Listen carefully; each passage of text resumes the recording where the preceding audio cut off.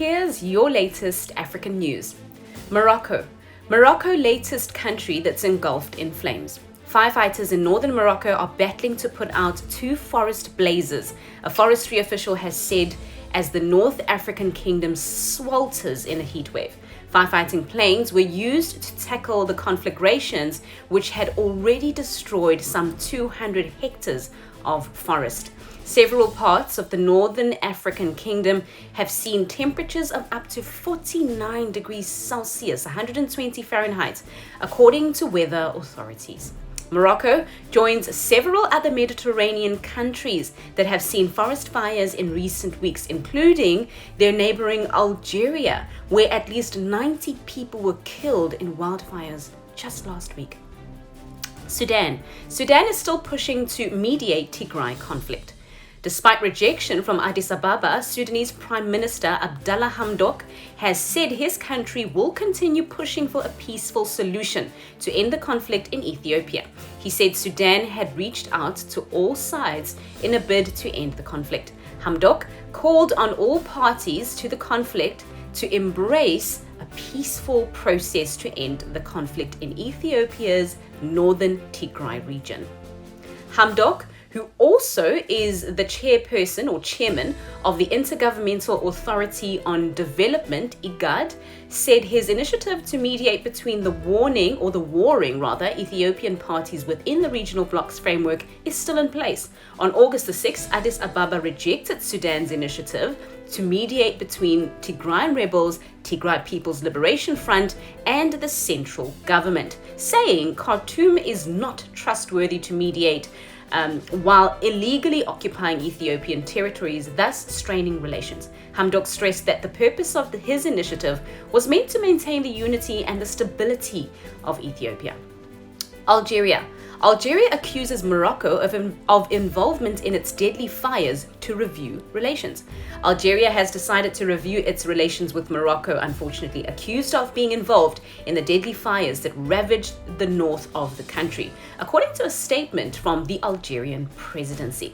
This decision was taken during an extraordinary meeting of the Algerian High Security Council, chaired by the head of state Abdelmadjid Tebboune, and devoted to the assessment of the situation after the huge forest fires that have killed at least 90 people in the north of the country.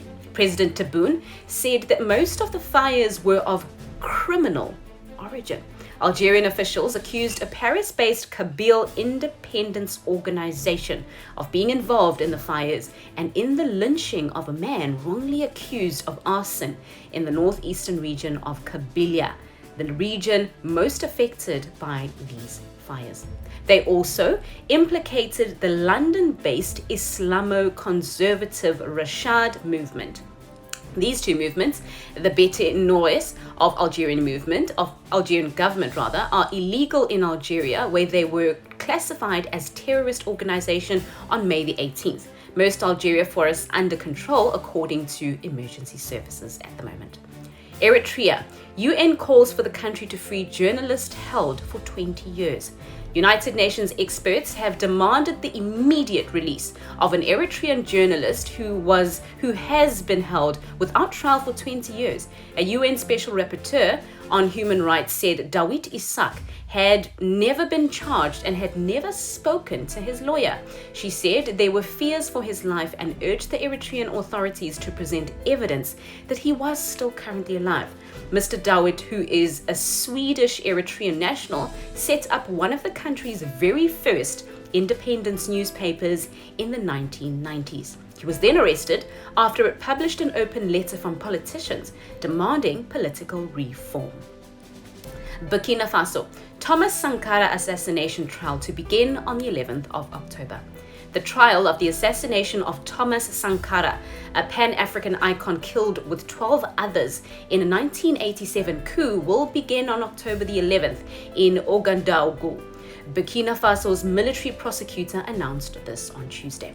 In mid-April, the case had been referred to the military courts in Ouagadougou after the confirmation of charges against the main defendants, including former Burkina Faso President Blaise Compaoré, 34 years after the death of the father of the revolution, Burkinabe. In addition to Compaoré, 12 other defendants will be tried for the attack on state security, complicity in assassinations, as well as complicity in receiving corpses. More people were initially implicated, but many of the defendants have now passed away, according to lawyers for the prosecution. President Sankara, who came to power in 1983, was killed by a commando on October 15, 1987, at the age of 37 during a coup that brought his then comrade in arms and best friend, Blaise Compaoré, to power. The death of Sankara, who became a Pan-African figure and was nicknamed the African Chair, was a taboo subject during the 27 years of Mr. Compaoré, who was himself overthrown by a popular insurrection in 2014. Egypt invites Israel for first state visit in a decade. The office of the Israeli Prime Minister, Naftali Bennett, says he has received an invitation from the Egyptian President Abdel Fattah al-Sisi for an official visit in the next few weeks. A statement from Mr. Bennett's office said the invitation was conveyed by the Egyptian intelligence minister during a meeting with the Israeli leader in Jerusalem. Israel has publicly thanked Egypt for its role in helping mediate the ceasefire that ended the 11-day conflict in Hamas in Gaza in May. The very last official visit by an Israeli prime minister to Egypt took place more than a decade ago when Benjamin Netanyahu met Hosni Mubarak in Cairo. Ivory Coast set to roll out vaccinations against Ebola.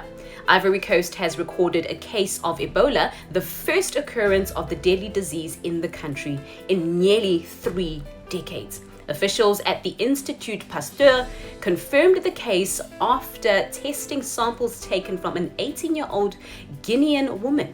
She left the city of Labé in Guinea by road, arriving in Ivory Coast on the government stated that it is an isolated and imported case, and the patient was being treated in intensive care in Abidjan.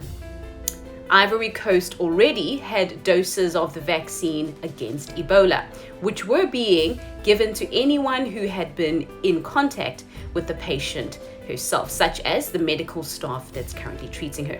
Appealing for calm, he said the authorities had activated an emergency plan, which included the identification as well as the surveillance of anyone who had come into contact with this particular patient. According to the World Health Organization, this is the very first case of Ebola in Ivory Coast since 1994. Malawi losing $87 million annually to tax incentives for multinational companies. Malawian education expert Benedicto Kondowe on Tuesday stated that this amount is enough to enable the government to train 385,000 primary school teachers or construct 38,000 classrooms or pay school fees for 100,000 university students, among other important things in the education sector. This discussion was part of Tuesday's program of the Southern African People's Summit.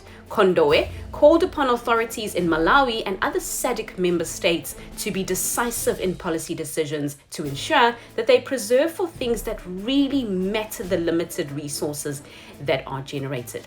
During the panel discussion, it was noted that Malawi also loses $56.7 million a year to tax havens and $56 million yearly to illicit financial flows committed by multinational companies and global private individuals, respectively. That means more public service sectors in the country are deprived due to such losses.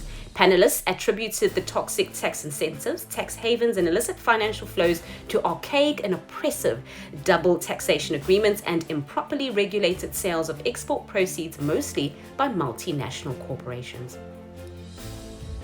Thanks for watching. Visit our YouTube channel, Tuna Cheki, to watch our daily news reports and our website at tunacheki.tv for all the latest news updates. Also, don't forget to catch up on our new show, Startup Africa, every Thursday on our channel.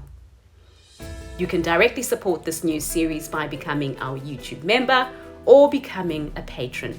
And remember, Africa is watching. And please feel free to leave your suggestions, news tips, or topics about Africa that you'd like us to explore.